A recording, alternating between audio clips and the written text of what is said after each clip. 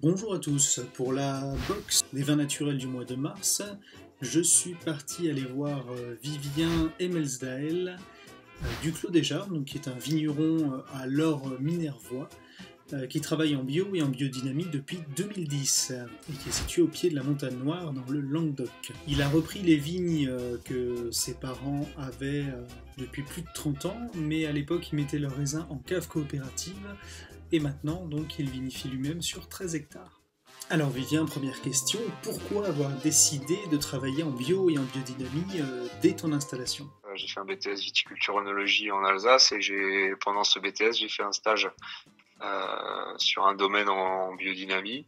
Donc c'est là où j'ai découvert un peu le côté bio, biodynamie dans les vignes et puis le travail en nature sur la cave.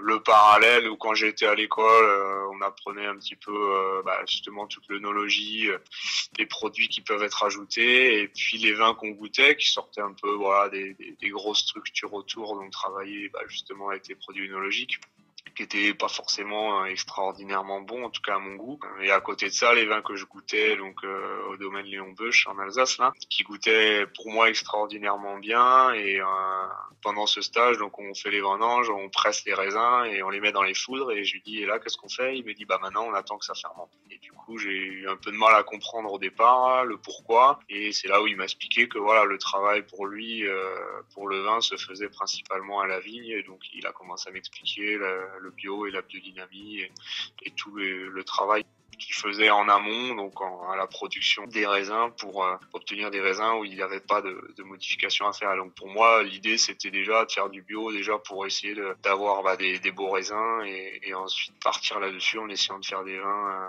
sans ajout de prodénologique. Quelles sont les différences que tu as pu constater dans cette transition des vignes et des sols en bio? Au départ, la première année n'a pas été forcément facile, hein, puisque la conversion, la plante a déjà du mal à s'adapter et elle a du mal à lutter en tout cas contre les maladies, alors qu'aujourd'hui, il y a quand même beaucoup plus de résistance naturelle de la plante face à des petites attaques, hein, évidemment, des grosses attaques comme l'an dernier, enfin 2018 de mildiou, là, on est obligé de l'accompagner. Du coup, voilà, au départ, vraiment des grosses lacunes pour la plante et voilà, maintenant, il y a quand même une plus grande adaptation, une plus grosse résistance naturellement. Au niveau des sols, il y a quand même aussi plus de diversité au niveau des plantes, des herbes qui poussent. Hein. Après, au niveau des maturités aussi, je trouve que c'est un peu plus homogène hein, sur les raisins. Vendange quand même toujours un peu avant les autres. Donc, je pense que l'effet produits phytosanitaires qui circulent dans la sève, ça crée quelques retards aussi de maturité. Et quand les raisins sont sains, on est mûr une semaine avant les autres, quoi. Donc, ça crée quand même, je pense, des différences aussi par rapport à ça. Chaque année, la plante s'adapte aussi. Enfin, on voit que c'est un travail sur le long terme et quand on discute avec des mecs qui sont en bio et en biodynamie depuis 15-20 ans, ils te disent qu'aujourd'hui encore, ils voient des différences, la plante s'adapte, quoi. Donc, il y a encore du travail à faire.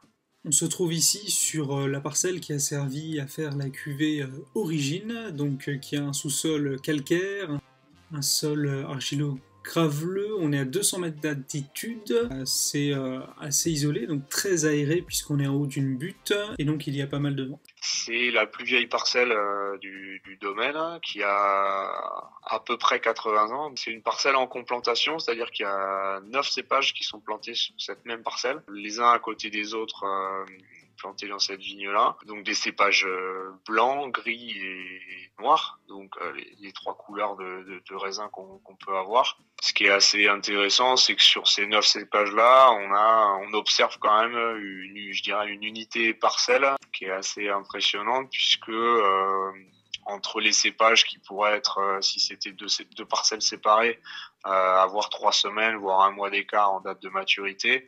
Là, on va resserrer la maturité sur peut-être une semaine à peu près. Donc, en vendangeant au milieu de cette semaine-là d'écart, on arrive à avoir des raisins qui sont pas trop mûrs et pas assez mûrs sur cette date de vendange qui me permet de vendanger tout le même jour, alors qu'on a 9 cépages vraiment complètement différents.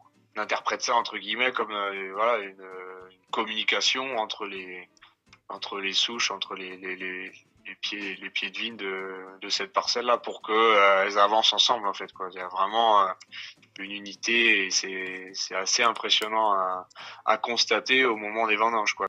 On y croit toujours quand on nous le dit, mais quand on le voit en vrai, on se dit merde, c'est vraiment vrai, quoi. Enfin voilà, moi je trouve ça assez impressionnant et intéressant, hein.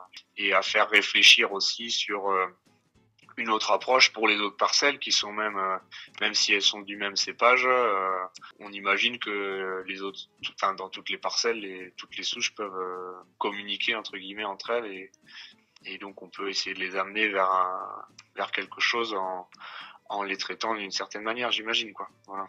On peut remarquer qu'on filme quelques jours seulement après un labour. Est-ce que tu peux nous dire quel est l'intérêt de ce labour à cette période de l'année?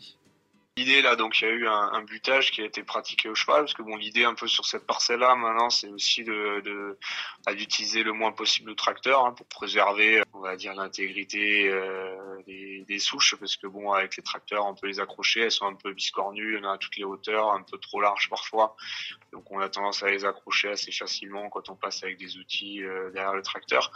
Donc là, je l'ai fait labourer au cheval pour la première fois cette année, et ouais, enfin première fois depuis que moi je les ai, puisque vu qu'elles ont plus de 80 ans, elles ont été forcément travaillées au cheval au départ.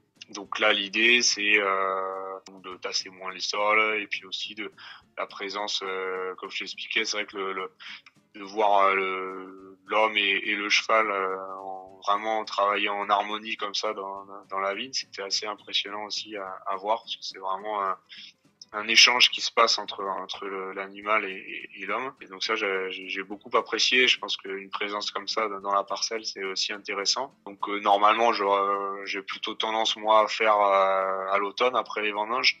Sauf que là, on a une période très sèche, puis après des grosses pluies et des inondations, donc les sols étaient pas, fallait pas toucher au sol à ce moment-là, parce qu'après ils étaient gorgés d'eau.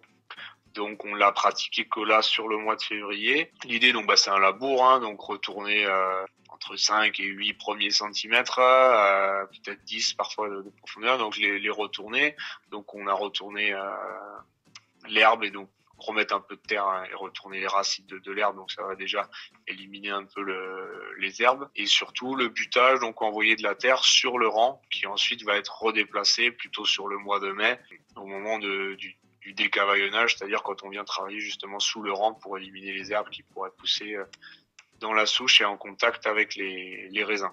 Quelle serait pour toi ta définition et l'application de la biodynamie? L'idée, c'est de considérer déjà pas que une souche de vigne, mais aussi sa voisine. Donc, comme on en parlait avant, hein, peut-être qu'elles communiquent entre elles, hein, qu'il se passe quelque chose entre elles, et puis considérer la parcelle aussi comme un élément important, et surtout donc ce qui les pousse, pas que la vigne, ce qui s'y passe avec le temps, les influences qu'il y a tout autour, et puis l'environnement de cette parcelle-là, s'il y a des arbres, ce qui se passe chez les voisins. Je pense que déjà tout ça, ça fait aussi un peu partie de la biodynamie, considérer tout ça comme des éléments vivants et qui sont influençables et influencés. Et après, il y a la partie technique sur le côté dynamisation, donc avec les préparations qui sont utilisées, donc comme la bouse de corne, pour essayer d'améliorer ou en tout cas d'accompagner les sols dans leur évolution, et en tout cas la vie du sol. Et puis la silice qu'on utilise aussi pour aider la plante à, on va dire,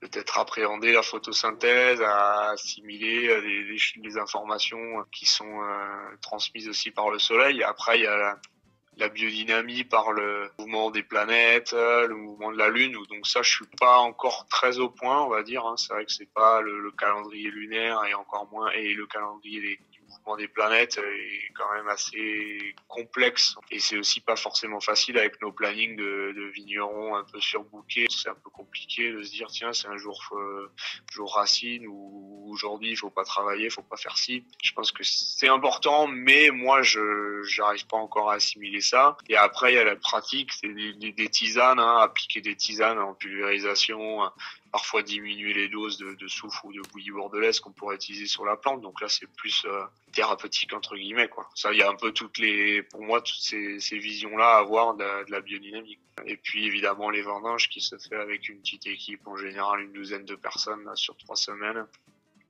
pour rentrer la vendange, qui est forcément vendangée à la main et triée dans la vigne par les vendangeurs, quoi. Donc ça prend un peu de temps, il faut un peu de monde. Bah ouais, surtout 2018, hein, là on sort d'une année qui pour la partie sud de la France, que ce soit Languedoc-Roussillon même, et Vallée du Rhône, on a rarement de problème de mildiou parce que la météo en général est plutôt clémente, et là on a eu un mois de mai et juin, quasiment tout juin aussi, jusqu'à l'été, vers le 20 juin ça a commencé à se calmer, où on a eu beaucoup de pluie, beaucoup d'orage, d'humidité, très peu de vent, avec des grosses chaleurs, donc voilà, le mildiou c'est très bien installé chez nous aussi. Ça sèche les grappes, hein, donc ça sèche d'abord les fleurs quand c'est avant floraison, et après sur les attaques qu'on a eues sur le mois de juin, ça sèche soit des moitiés de grappes, soit des grains.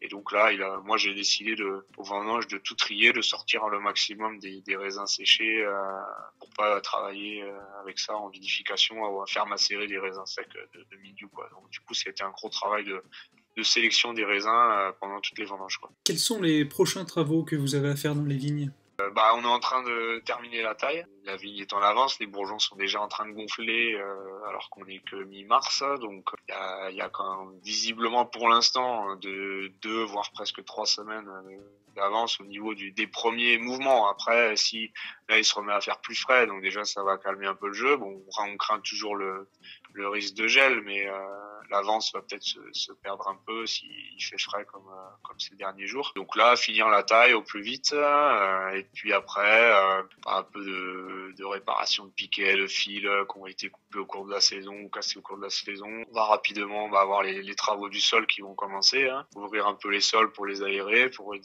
donner un peu d'oxygène aux micro-organismes du sol. Là, attacher encore quelques trucs. Il y a encore un peu de période de commerce là, sur le mois d'avril, hein. Enfin même mars-avril, on est encore...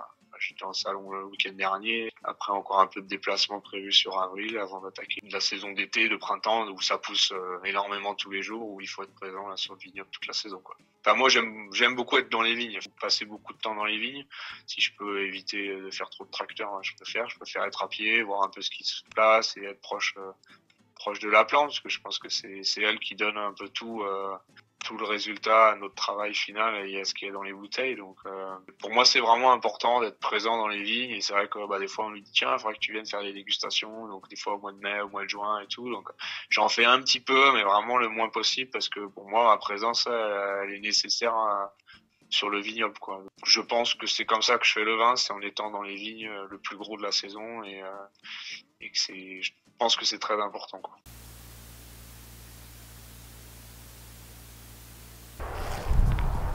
Le repied proprement pour tout à l'heure, merci. Du coup là tu saurais nommer l'intégralité de tes pieds, savoir ce que c'est comme cépage. Voilà. Après c'est facile, il y a quand même beaucoup de grenache gris. Après entre grenache gris, grenache blanc et grenache noir,